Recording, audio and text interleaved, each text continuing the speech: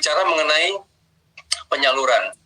Jadi Bapak Ibu sekalian, di dalam kebijakan penyaluran dana desa ini ada beberapa hal pokok. Yang pertama atau bukan pokok, prinsip, hal-hal yang sifatnya prinsip Bapak Ibu sekalian. Yang pertama adalah bahwa Bupati Wali Kota ini bertanggung jawab atas ketercapaian kelengkapan persyaratan penyaluran dana desa, termasuk kebenaran dokumen persyaratannya dan kebenaran perekaman data realisasi jumlah KPM BLT desa. Ini yang pertama Bapak Ibu sekalian.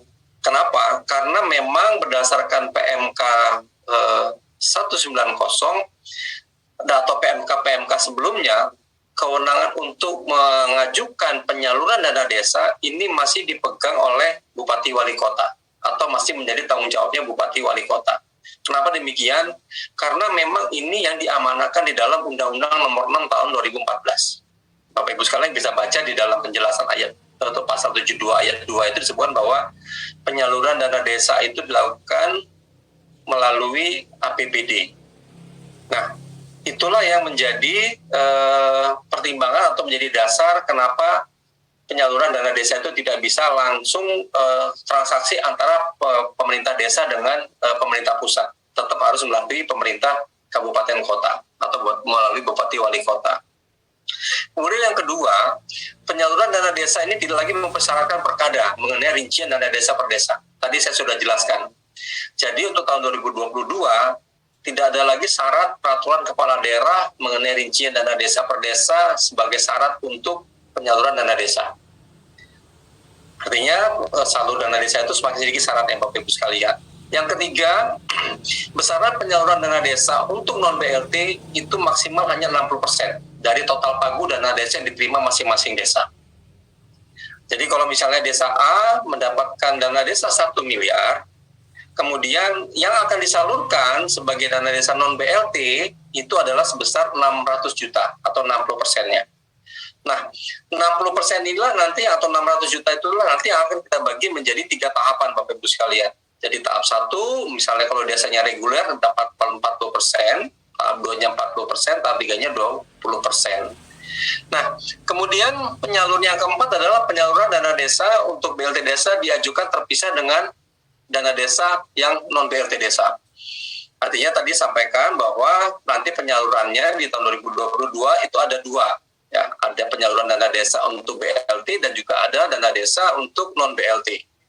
Dipisahkan, namun persyaratannya sama. Hanya untuk yang BLT ditambah dengan perekaman jumlah KPM. Nah, kemudian yang kelima, apabila nanti Bupati atau Wali Kota tidak menyampaikan dokumen persyaratan penyaluran dana desa sampai dengan akhir tahun anggaran, tentunya dana desa ini tidak bisa disalurkan dan menjadi sisa dana desa di rekening kas umum negara. Dan kemudian juga dana desa ini tidak lagi bisa disalurkan lagi di tahun anggaran berikutnya Bapak Ibu sekalian, atau istilah itu hangus. Dana desa untuk desa A yang tidak dipenuhi dokumen penganggaran oleh Bupati Wali Kota itu menjadi hangus. Nah, oleh karena itu peranan Bupati Wali Kota atau pemerintah daerah dalam penyaluran ini juga menjadi sangat penting atau sangat krusial.